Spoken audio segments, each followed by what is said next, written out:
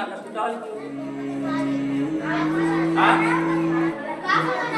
গাছপালা কিছু হতো না, মাটি যদি না থাকতো, গাছপালা যদি না থাকতো, তাহলে আমরা যত খাবার পাই কোথা থেকে পাই গো? আমরা ধানের ভাত খাই, এই ধানটা কোথায় ফলে? মাটিতে। আমরা সবজি খাই মাটিতে, আমরা বিভিন্ন মাংস খাই। এই পশু পাখি তারা আবার কোনো না কোনো ঘাস পাতা ইত্যাদি খেয়ে, দানা খেয়ে, কোনো না কিছু খেয়ে বেঁচে থাকে। সে সব কিছুই আসে মাটি থেকে। ধরো একটা মুরগি, ধরো মুরগির যে খাদ্যগুলো খায়, ধরো ধান খাচ্ছে, গম খাচ্ছে, চাল খাচ্ছে, এগুলো কোথা থেকে? মাটি থেকে আসে। যদি মাটিই না থাকে তাহলে কি এইসব পশু পাখি প্রাণীর বেঁচে থাকা সম্ভব? তাহলে মাটি না থাকা মানে হচ্ছে আমরা না হলেও মারা যাবো। তাহলে মাটি দিয়ে আল্লাহ বাঁচিয়ে রেখেছি তোমাদের। এই বুঝতে পারছো না তোমরা আমার কথা? কে বুঝতে পারছো না? একটু হাত তোলো। কে বুঝতে পারছো না? তাহলে কি পেলাম? এগুলো আমাদের সব হচ্ছে খুব গুরুত্বপূর্ণ, মজার গুরুত্বপূর্ণ একটা জিনিস বলবো। আমরা এর জন্য কোনো পয়সা ব্যবহার করি না। আল্লাহ সুবহানাহু ওয়া তাআলা সবার জন্য কোনো পয়সা ব্যবহার না করে, কোনো পরিশ্রম ব্যবহার না করে একটা জিনিস সবাইকে দিয়ে দিচ্ছে। সেটা কি জানো? বাতাস। বাতাস দিয়ে দিচ্ছে। আচ্ছা ধরো আল্লাহ রাগ হয়ে গেল আমাদের উপরে কোনো কারণে, আর বাতাসটা তুলে নিলে, ধরে নিতে বলছি ধরো, তাহলে আমরা কি বেঁচে থাকবো সুস্থ হবে? আমাদের কষ্ট হবে? আমরা কতক্ষণ বেঁচে থাকতে পারি বাতাস ছাড়া? কতক্ষণ? একটু নাক আর মুখটা ধরে দেখো না। ধরো সবাই নাক আর মুখটা ধরো, ধরো নাক আর মুখটা ধরো। 1 মিনিট যদি এভাবে ধরে রাখতে বলি তাহলে কি হবে? এবার ছেড়ে দাও, সব ছেড়ে দাও। আচ্ছা এভাবে যদি আমরা বলি যে আমাদের তোমাদের এই বাতাস নেওয়া বন্ধ করে দিলাম, বাতাস তুলে নিলাম 2 মিনিটের জন্য, আর 1 সেকেন্ড নয়, মানুষ মোটামুটি 5 মিনিট খুব জোর বেশি থাকে। খুব জোর কত মিনিট? খুব জোর, খুব জোর 1 মিনিট থেকে অজ্ঞান হতে শুরু করবে। 1 মিনিটে কেউ অজ্ঞান হবে, কেউ 2 মিনিটে হবে, কেউ 5 মিনিটে হবে, কেউ মারা যাবে। বুঝলে? তো বাতাসটা আল্লাহর নিয়ামত। আল্লাহ কি বলে এটাকে? নিয়ামত, মানে দান। আল্লাহর দান এটা বাতাস। এই বাতাস যদি আল্লাহ আমাদের তুলে নিত তাহলে আমরা সবাই মারা যাব। বাতাসের জন্য কোনো পয়সা লাগে নাকি? কাউকে দিতে হয়? আচ্ছা এমন কি আছে যে বাতাস তোমার বাড়িতে আছে খুশি দিলেন? আছে এরকম? বাতাস তুমি যেখানে আছো বাতাসও সেখানে আছে, তাই না? এত একেবারে প্রচুর পরিমাণ আল্লাহ তোমার জন্য রেখেছে। এবং এই গল্প হচ্ছে কি কথা নাই, আমরা ধরো খুব জোরে একটা মোটরসাইকেল চালিয়ে যাচ্ছি, এই সঙ্গে সঙ্গে বাতাসও কি আমার থাকে না? থাকে না? আমরা ধরো খুব জোরে একেবারে মোটরসাইকেল চালু চলে যাচ্ছে, আচ্ছা বুঝলাম, মোটরসাইকেলের চেয়েও খুব জোরে যায় কি একটা এরোপ্লেন যাচ্ছে। এরোপ্লেন প্লেন আকাশ দিয়ে উড়ে যায়, চলে যায় 800 কিলোমিটার গতিবেগে যায়। কত কিলোমিটার বললাম? এগুলো মানুষ ভাই জানতো না। 800 কিলোমিটার গতিতে যায়। মোটরসাইকেলের 60, 70, 50, 40 এইসব গতিতে যায়। তো সেই প্লেনে যখন মানুষ যায়, আকাশ দিয়ে যায় যখন, তখন কাছে বাতাসটা নেই।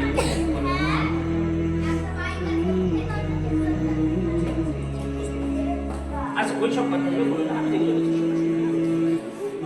এবার 800 কিলোমিটার জোরে যাওয়া সেই এরোপ্লেনেও নাক দিয়ে যখন মানুষ বাতাস টানে আকাশে, তখনও বাতাস, বুঝলে? তখনও বাতাস, সেখানে বাতাস লেগেছে। তো এই বাতাস,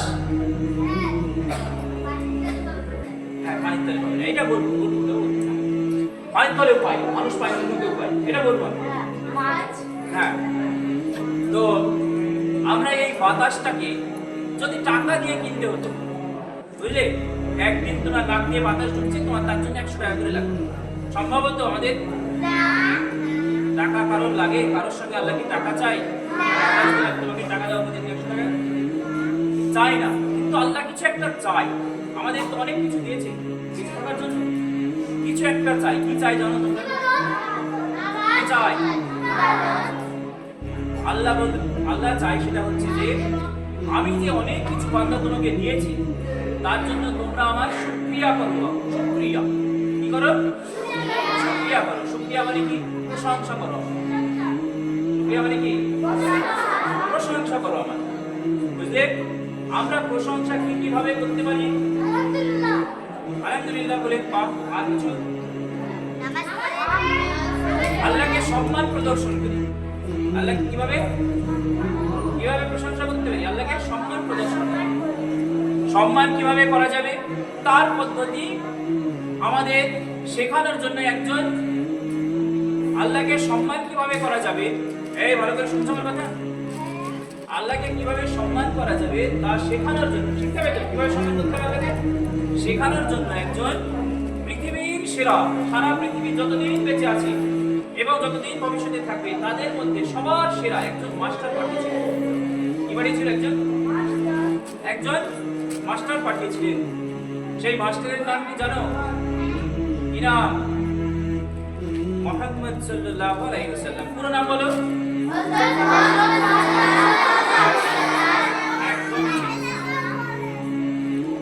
একজন মাস্টারকে পাঠিয়েছিলেন। সেই মাস্টারটার নাম হচ্ছে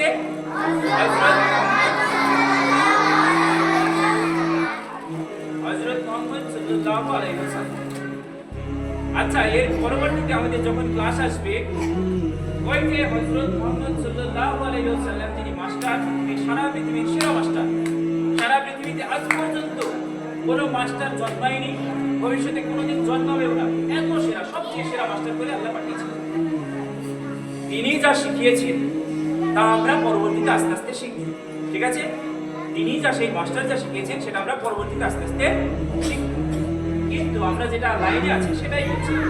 ঠিক আছে? আচ্ছা, আল্লাহ সুবহানাহু ওয়া তাআলা আর কি কি সৃষ্টি করেছেন একটু তোমাদেরকে নজর দিচ্ছি। আমাদের নাক আছে, মুখ আছে, আমরা খাদ্য গ্রহণ করি, খাবারটা পেটের মধ্যে যায়, খাবারটা হজম হয়, আমরা বেঁচে থাকি। এবার তোমরা বলো, একটা ছোট্ট মাছি, তার মুখ আছে, দাঁতও আছে, পেটও আছে, খাবারও হজম করে, কতটুকু আছে তার? কত বড় সেগুলো পেটগুলো? কতটা? আচ্ছা, মাছির কথা বাদ দিলাম। এবার মাছির চেয়েও ছোট কিছু বলি। এবার মাছির চেয়েও ছোট পিঁপড়ে, একেবারে ছোট পিঁপড়ে আছে না? ওদেরও কি এসব আছে? ওদেরও এসব আছে। মজার ব্যাপার দেখো, এমন কোন শিল্পী যদি হয়, এমন কোন কারিগর যদি হয়, এমন কোন একেবারে গল্প করবি না, এমন কোন বিচক্ষণ মানুষ তো বলা যাবে না, এমন কোন বিচক্ষণ ব্যক্তিত্ব যিনি এত ছোট জিনিসের মধ্যেও নাক, মুখ, দাঁত, পেট সব তৈরি করেছে। বুঝতে পারছো আমার কথা? পিঁপড়ের চেয়েও ছোট কিছু নেই? পিঁপড়ের চেয়েও ছোট কিছু আছে, সেটা কি জানো? হ্যাঁ, পিঁপড়ের চেয়েও ছোট জীবাণু নাম শোনোনি? ভাইরাস নাম শোনোনি? ব্যাকটেরিয়া নাম শোনোনি? ওগুলা খালি চোখে দেখাই যায়। কি ওগুলো?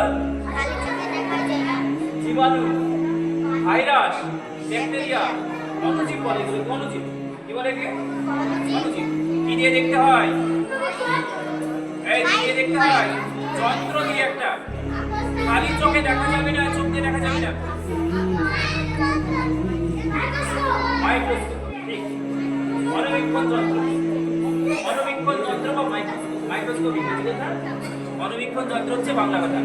এই গল্প হচ্ছে কেন? এদিকে গল্প হচ্ছে। এমন ছোট জিনিসও রয়েছে যা খালি চোখে দেখাই যায় না, সেটাও কে তৈরি করেছে? তার মধ্যে আমার চোখ, মুখ, দাঁত সব আছে। তাহলে সম্ভব এটা কি করে হতে পারে? সুবহানাল্লাহ বলো, সুবহানাল্লাহ বলো। বুঝতে পারলে? তাদের মধ্যেও রয়েছে সব। এটা কি মানুষের পক্ষে তৈরি করা সম্ভব? এমনকি পৃথিবীতে কেউ আছে যা এরকম জিনিস, এত সূক্ষ্ম জিনিসও তৈরি করতে পারে? আল্লাহ সুবহানাহু, তিনি সত্তা একমাত্র, যিনি এত সূক্ষ্ম জিনিস তৈরি করেন। আবার আর একটা গল্প শোনো। আমরা বড় বড় প্রাণীও দেখি না? বড় বড় প্রাণী দেখি না? এই গল্প নয়, এদের মধ্যে কোনো গল্প নাই। আমরা বড় প্রাণী হিসাবে দেখি, হাতি বড় না? ওট বড় না? জিরাফ ছড়িয়ে গেছে, জিরাফের বিরাট বড়। এর চেয়েও বড় কিছু আছে, সেটা আবার কোথায় রেখেছে জানো? সেটা আবার রেখেছে জলের মধ্যে, পানির মধ্যে।